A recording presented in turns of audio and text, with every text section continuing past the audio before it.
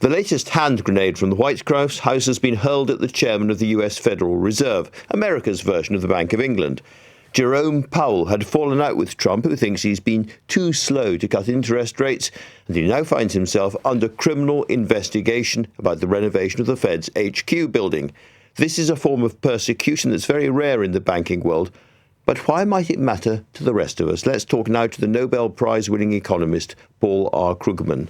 Mr. Krugman, thank you very much indeed for joining me tonight.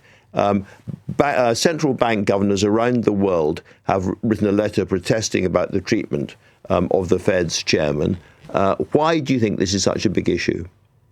Well, the first thing, leaving aside the special monetary policy has special features, but first of all, you have here a government official, that's basically what Powell is, trying to do the job that legally he is required to do, and the Trump people are trying to intimidate him with by bringing spurious criminal charges. I mean, this is an insane thing. This is not something that we're supposed to be doing in the United States of America. This is like a dictatorial. Next thing we're going to have show trials.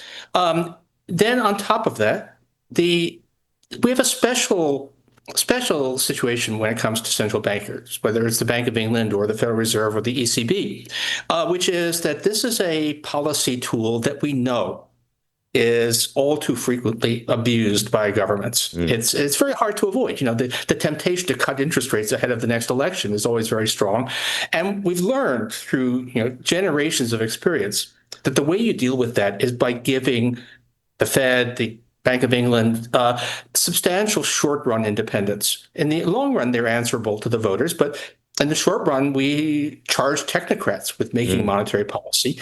And this is it would be a big deal if Trump was overruling that independence on its own. To do so with kangaroo courts and a politicized Justice Department is completely over the pale. Well, I'm old enough to remember very vividly when Gordon Brown made the Bank of England independent here for exactly those reasons. And I guess the question is how the markets will react if they decide that actually monetary policy in the United States is driven now from the White House, not from the Fed.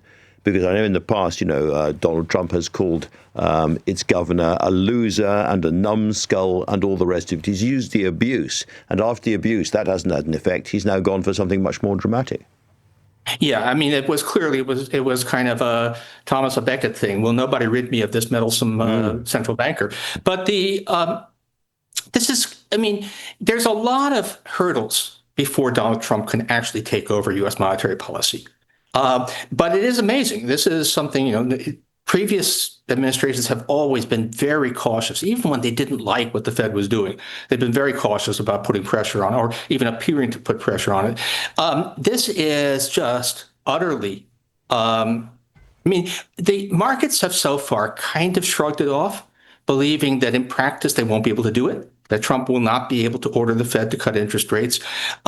If and when they start to think that it's real, then we have the closest recent parallel is Turkey, where Erdogan, the Trump-like president, did politicize the central bank, and inflation went up to 80%. So, it take a lot to get the U.S. There's a great deal of ruin in the United States economy, but you could do it. And so at some point, if this keeps on happening, markets will react. But so far, they seem to actually, if anything, the craziness of this thing probably strengthened Powell's hand for the time being.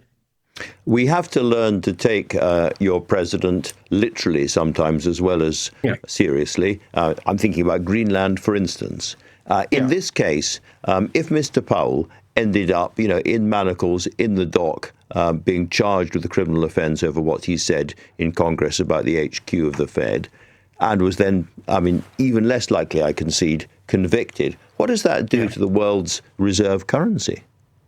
The only thing right now, given the craziness, again, of U.S. policy, the only thing that sustains the dollar is the lack of alternatives, which is a big factor. It is really, really hard. In some ways, the role of the dollar is a little bit like the role of English as the international language. Really, really hard to displace. So there's a lot of weight of history, a lot of sort of self-reinforcing patterns of transactions that make it hard to ditch the dollar. But nothing is permanent. Nothing is immune. If you run the United States as if it was Argentina, then sooner or later the dollar stops being the dollar.